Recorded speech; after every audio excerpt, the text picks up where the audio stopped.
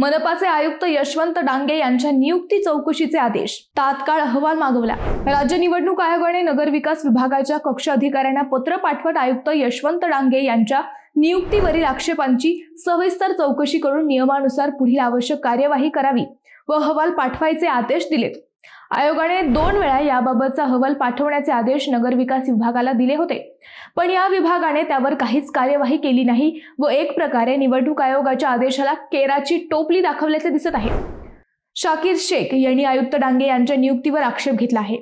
अहिल्यानगरमधील 2 powerful राजकीय नेत्यांच्या शिफारसीमुळे डांगे यांची नगर मनपात नियुक्ती झाली असून ते मनपा कामकाजात पक्षपातीपणा करतात असा दावा या आक्षेपात शेख यांनी केला होता।